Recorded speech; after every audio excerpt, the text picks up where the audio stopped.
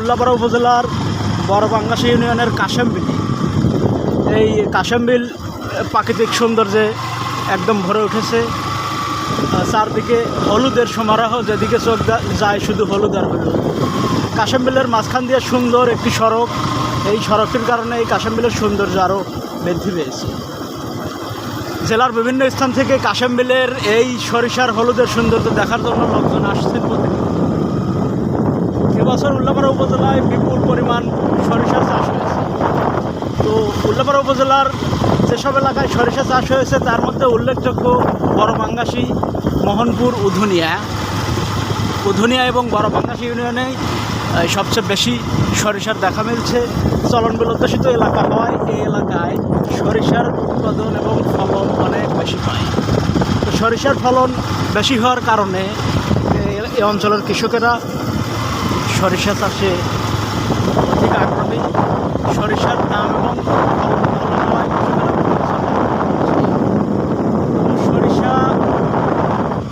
সরিষা যেমন কৃষক খুশি হচ্ছে, তেমনি এই কাশেমবিলের সৌন্দর্যেও পর্যটকরা বিমোহিত হচ্ছে। প্রতিদিন পর্যটকদের আনাগোনা বাড়ছেই এই কাশেমবিলে। বিশেষ করে বিকেলের দিকে পর্যটকরা প্রাকৃতিক সৌন্দর্য দেখার জন্য এখানে আসছে। কাশেমবিলের মাঝখানে এই বটগাছটি, এখানে লোকজন বসে গল্প করছে।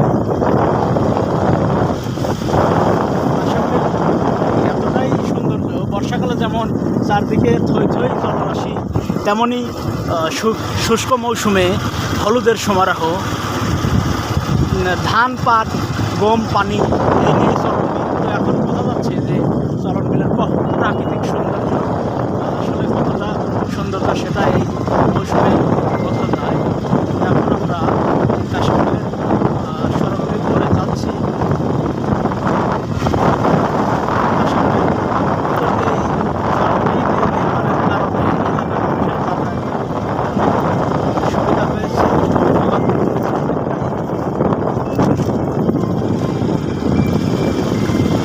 আপনারা দেখছেন চারদিকে শুধু হলুদের সরিষা, যেন প্রাকৃতিক নৈসর্গিক সৌন্দর্যে বিমোহিত হয়ে যাচ্ছে পর্যটকরা।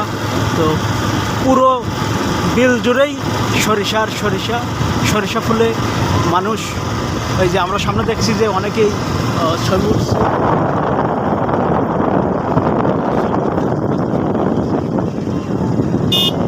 আমাদের বলছেন যে এই মানুষ সরিষা দেখতে এসে তারা সরিষার ভিতরে নেমে ছবি ওঠার কারণে সরিষা অনেকটাই নষ্ট হচ্ছে।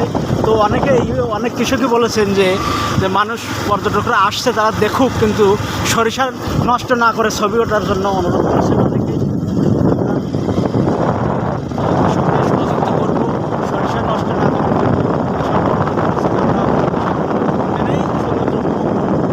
সৌন্দর্য উপভোগ করতে গিয়ে যদি আশা করি কাশেমবিলের শুরু থেকে পুরোটাই কাশেমবিলের ভিতর দিয়ে আসলাম। এখানে সামনে দেখছি যে কাশেমবিলের ভিতর দিয়ে সেই প্রাকৃতিক পুরনো ঐতিহ্য নসিমন গাড়িতে বিয়ে করতে যাচ্ছে কিছু লোকজন। এই অঞ্চলের লোক এখনও এই নসিমন গরুর গাড়ি, ঘোড়ার গাড়ি এই এলাকায় চলে। তো এই নসিমনে বিয়ে করতে যাচ্ছে বিলের ভিতর দিয়ে।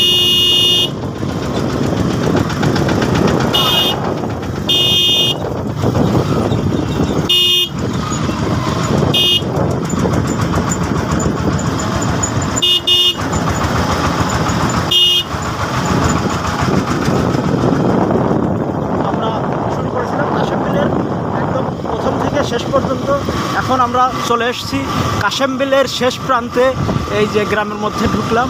ধন্যবাদ সকলকে, ভালো থাকবেন, সকলের জন্য শুভকামনা রইল।